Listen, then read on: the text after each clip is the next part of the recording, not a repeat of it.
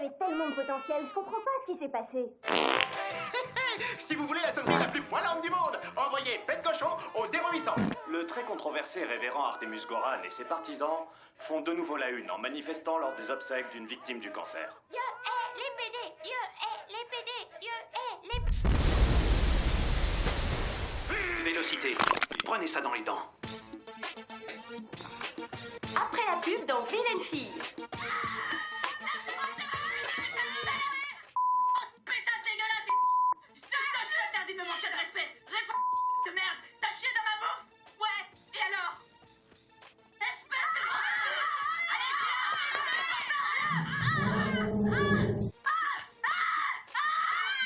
Pour moi, elle trahit sa patrie, elle devrait être jugée pour trahison. Si vous voulez mon avis, ce n'est pas parce que cette femme a perdu son fils chéri au front que ça lui confère aujourd'hui le droit de manquer de respect à nos fils et filles qui ont le courage de servir notre pays en ce moment même.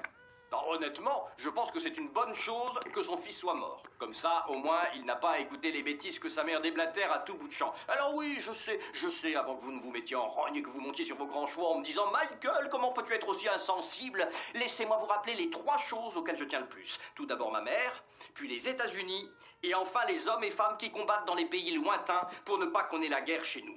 C'était la voix de Fouleur, j'ai dit tout ce que j'avais à dire. N'oubliez pas de commander les produits dérivés de l'émission au numéro affiché en bas de l'écran. Il nous reste encore plein de t-shirts 0800. Et les adolescents avaient été arrêtés après avoir mis le feu à un SDF et posté en ligne la vidéo de l'agression.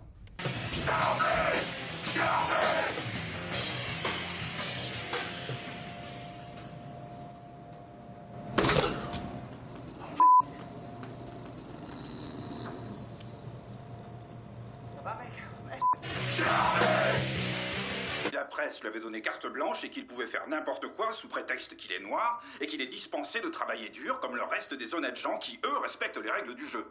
Voilà, c'est le monde dans lequel on vit, mesdames et messieurs. Tu t'appelles comment? Steven Clark. Tu peux nous dire ce que tu vas chanter, Steven Clark? Do you know where you going to? Qu'est-ce que Do c'est que you like the things that life is showing you? Where are you going to? Do you know? Do you get what you're hoping for? When you look behind you, there's no open door. Ah, c'est bon, ça suffit. What are you hoping for? Ok, c'est bon. Stop, je te demande d'arrêter, on a compris. Stop, s'il te plaît. C'est une plaisanterie, j'espère. Tu nous fais perdre notre temps, Steven. Mais qu'est-ce que tu fais, là? Arrête de faire des courbettes. D'ailleurs, tu peux tout arrêter. Arrête et écoute-moi bien. Est-ce que t'as des problèmes mentaux? Non. Bon, allez, va te faire soigner, mon vieux. On se reverra à Hollywood. Quoi? Ça m'étonnerait. C'est vrai, il y a un moyen que je réponde à ça. Il tue également sa femme et sa mère, portant le nombre de ses victimes à 16 morts et 33 blessés, tout cela en un seul après-midi funeste. Ancien enfant de cœur et chef scout, il monte tout en haut de la tour de l'horloge de l'Université du Texas en 1966. Muni de ses fusils redoutables et grâce à son entraînement chez les Marines, il devient le premier tueur de masse des États-Unis d'Amérique.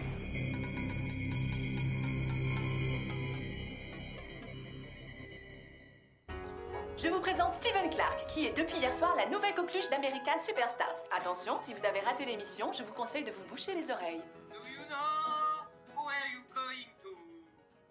What are you hoping Ok, c'est bon. Stop, je te demande d'arrêter, on a compris. C'est mon moment préféré de l'émission quand il montre tous les Moi cinglés. aussi, je me sens coupable de rire, mais c'est tellement drôle. J'en pleure. Retouche maquillage, s'il vous plaît. C'est vrai, mais vous savez ce que je me suis dit. S'il joue aussi bien avec une seule couille, peut-être que toute l'équipe devrait avoir un cancer. C'est bien trouvé. J'en reviens pas que vous ayez dit ça. Non, mais moi je dis simplement tout haut ce que tout le monde pense tout bas. Oh, il me fait de la peine. Vous êtes sûr qu'il fait pas semblant?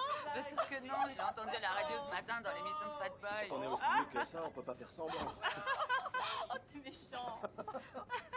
Moi, je le trouve bon. Oh, ça fait peur, j'ai vraiment cru. Moi aussi, tu m'as eu. C'est un vrai phénomène. Tout le monde en parle ce matin. Je crois que je me suis fait un Oh lambeau. la vache. Mais qu'est-ce qu'il fait? Il croit qu'il va aller à Hollywood. Oh, je suis sûre que tu l'aimes bien, en fait. Ils sont dépités. Tu m'étonnes. Attention, ça va être le meilleur passage. Oh.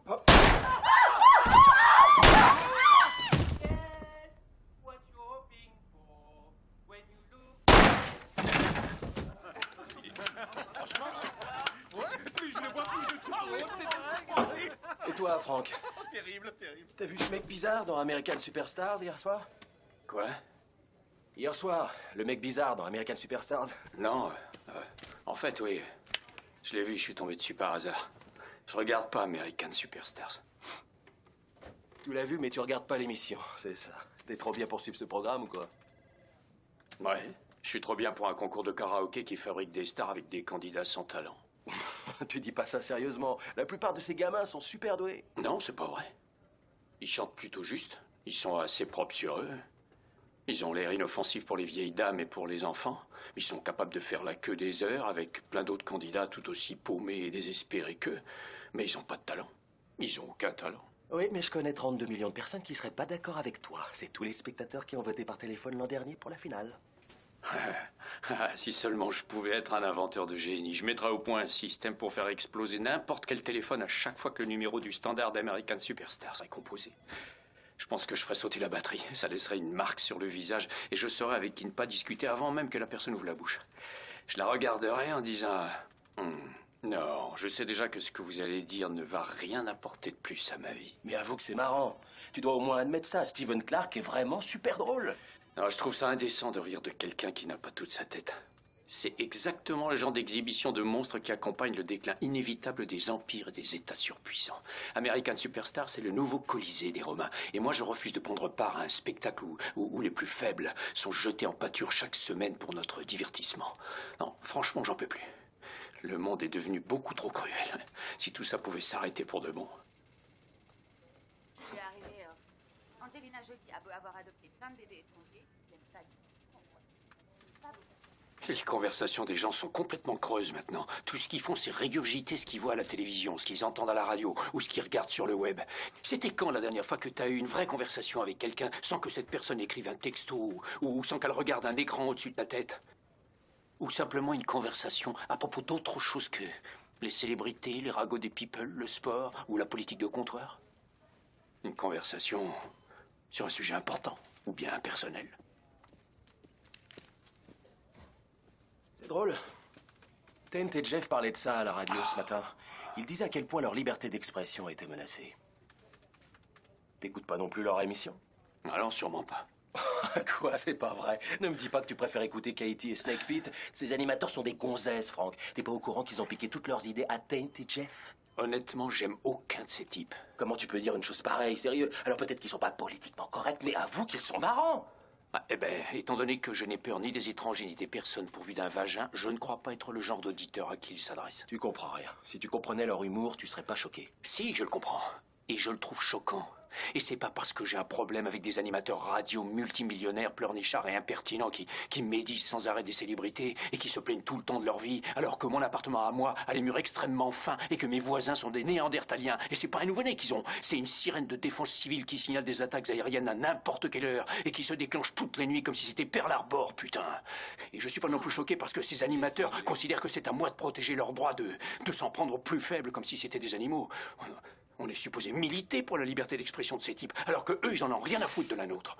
T'es contre la liberté d'expression maintenant? C'est le premier amendement, mec.